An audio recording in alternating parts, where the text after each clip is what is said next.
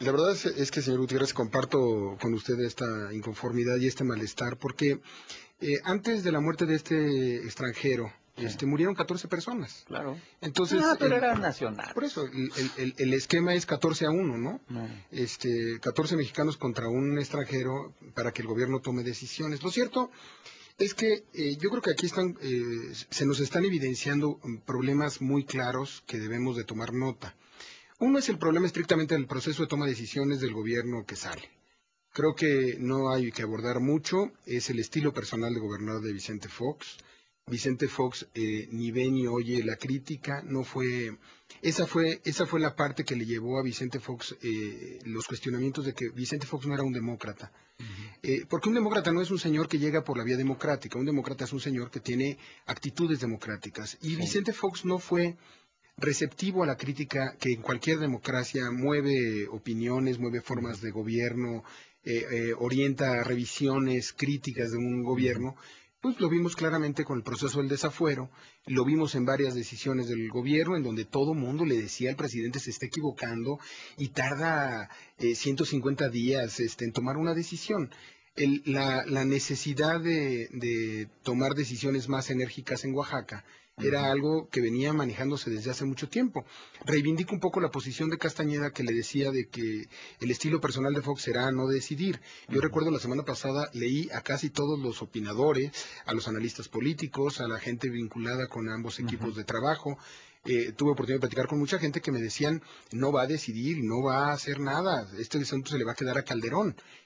Yo creo que gravitaron en la toma de decisiones de Vicente Fox, uno, primero que efectivamente la crisis estaba empezando a desbordar. Ya tener esos incidentes, esos Ujú. asesinatos en el Sí. centro de Oaxaca, bueno, pues ¿hasta cuándo vas a actuar? Después de 15 muertos, sigue sin hacer nada. Yo creo que ya el conflicto lo desbordó.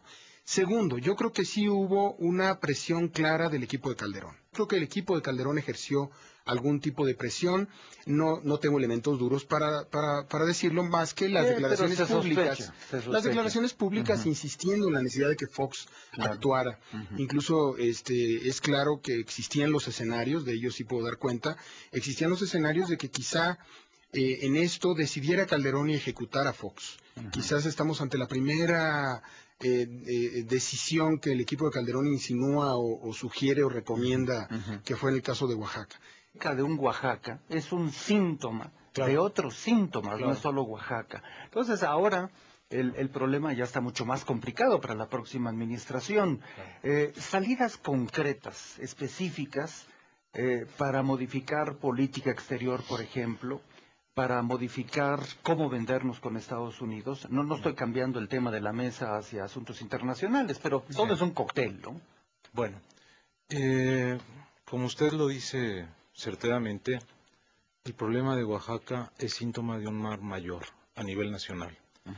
No es solamente un asunto local como lo quiso manejar el gobierno federal durante muchas semanas, sino que expresa una debilidad estructural del Estado Nacional. En el sentido siguiente, si nos remitimos a lo que fue el viejo sistema político mexicano, el Ujú. asunto de Oaxaca se hubiera definido por un solo manotazo del presidente en turno, Ujú. porque así sucedió. El presidente al que no le funcionaba un gobernador o le empezaban a crear problemas, lo Sí. cambiaba inmediatamente, había un diagnóstico y una previsión. O sea, el sistema político autoritario, y no lo estoy defendiendo, sino estoy emitiendo un juicio Ujú. de hecho, fue un sistema a través del cual ningún problema político se le iba Ujú. y lo Sí. resolvía antes o ya cuando estaba en Sí, marcha, sí. lo detenía rápidamente. Ujú.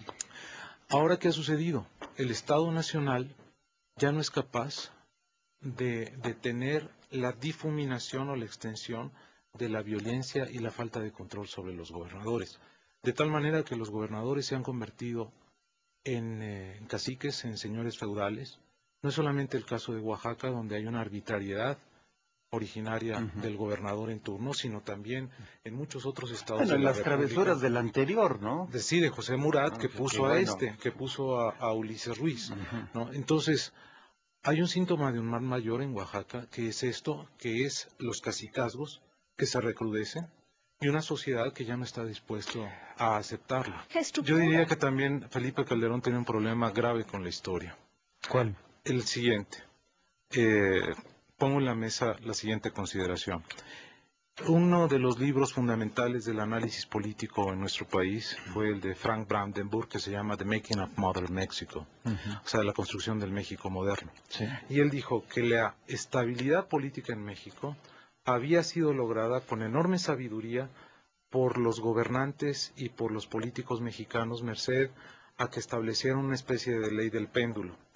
A veces el péndulo se movía a la izquierda y a veces a la derecha. O, si lo queremos en términos de imagen, pues a veces se llenaba el refrigerador y otra se vaciaba.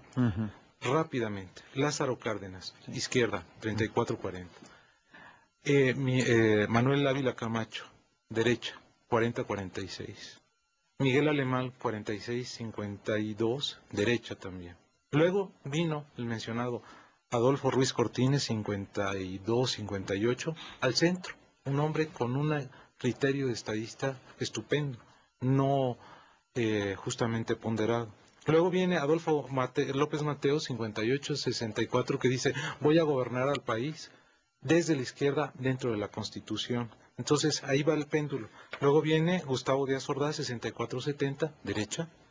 Luis Echeverría se mueve a la izquierda, 70-76, incluso coquetea con la socialdemocracia. López Portillo, menos radical que Luis Echeverría, 76-82. Miguel de la Madrid, 82-88, y ahí es donde se rompe la ley del péndulo, porque de Miguel de la Madrid para acá hemos tenido puros gobiernos de derecha. Carlos Salinas de Gortari, Ernesto Zedillo, Vicente Fox, y ahora, por eso digo que tiene un problema con la historia, porque un quinto sexenio de derecha en este país sería terrible.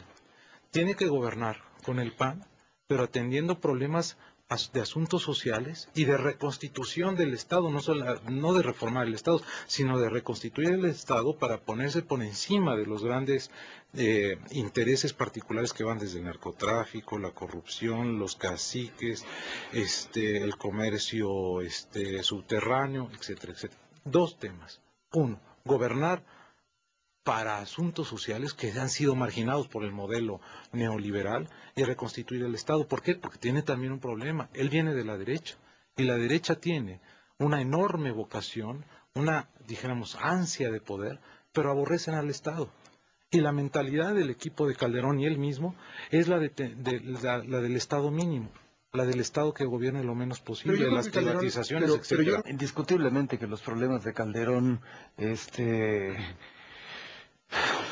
han de ser y son seguramente hiper complejos y difíciles. Y pues se necesitan azares de la vida para llegar a un puesto de esos y tener que entender que ese es su trabajo y que la gente afuera es muy demandante, pero que también hay un doble estándar, que era lo que quería señalar hace un rato. Mucha de esa gente que demanda cosas y que se queja de esto y se queja del otro y se queja de todo, y si ven a Calderón le quitan 15 horas para decirle que esto es terrible, etcétera, son los mismos que salen y viven exactamente pisoteando la ley, en la informal, no pagan, o sea, tenemos, no todos para que no haya ofensa general, pero tenemos un doble estándar impresionante en nuestra sociedad, terrible. Exigimos pero no cumplimos. ¿Verdad? Entonces, también estamos... una doble moral, una doble ética. Una doble ética, ¿verdad? Necesitamos, obviamente, clases de ética, y no me refiero pública. que venga un sacerdote, ¿verdad? Ética pública. Era una ética ética pública, una ética privada también, Sí, en lo claro, personal. moral. Necesitamos tener una moral sólida, fuerte, y muchas cosas que no tenemos, porque finalmente Calderón y 10 Calderones no van a poder con esta circunstancia tan compleja. Y es donde tenemos que pensar seriamente cómo le vamos a hacer, pero ya, porque faltan 4 semanas. Ayer decía el mentado señor Somers, en una recomendación dijo, si en los primeros 6 a 9 meses... Es el rector de Harvard, ¿verdad? sí, lo es, ahorita aquí se lo tengo la doctora.